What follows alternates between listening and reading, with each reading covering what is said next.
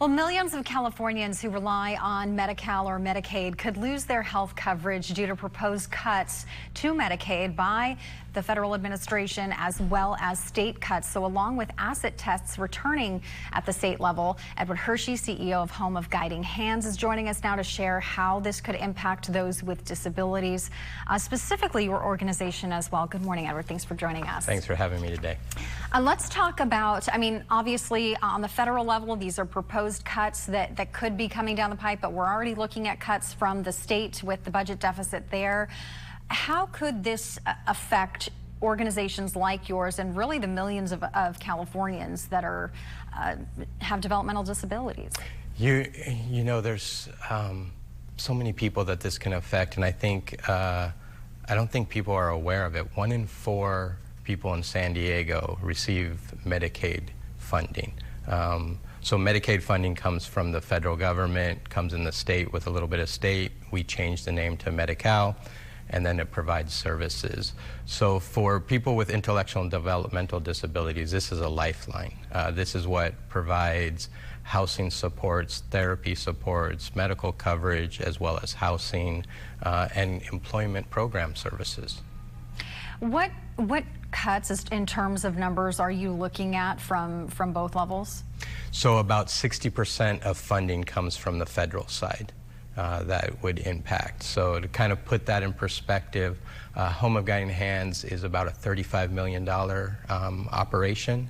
60% of our revenue is what supports individuals through Medicaid. Yeah, and then cuts from the state level, what would that mean? So state levels, they're actually looking at cutting some of the programs, so the services, so access. So you mentioned asset testing, that's one of the biggest ones. They're going back to an old archaic 80s model where they cap assets for only individuals 65 and older and individuals with disabilities. So you're only allowed to have $2,000 in assets. There's some rents in San Diego that are more than that. So people are struggling and could potentially lose services if they go over that amount of money. What kind of services are we talking? So this is not only just plain medical coverage, dental service, therapy program, work programs, housing assistance, in-home support, and I think that's where a lot of emphasis needs to put on. It doesn't go away. It's not waste like the federal government talks about. These are needed services that will be paid somewhere else. So in California, if you have an emergency, you go to an emergency room, you have to be seen, regardless of insurance.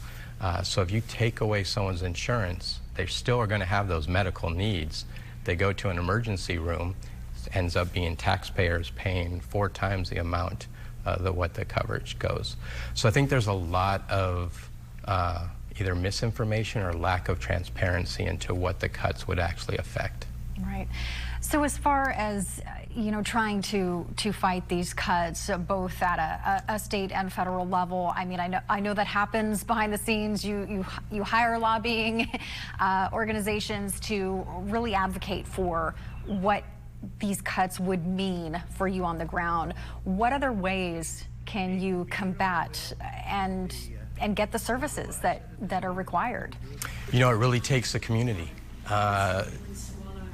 California is very unique in its services for individuals with intellectual and developmental disabilities. We have the Lanterman Act, so we as a population in California said we were going to take care of this vulnerable population and created the Lanterman Act, and that with that comes funding.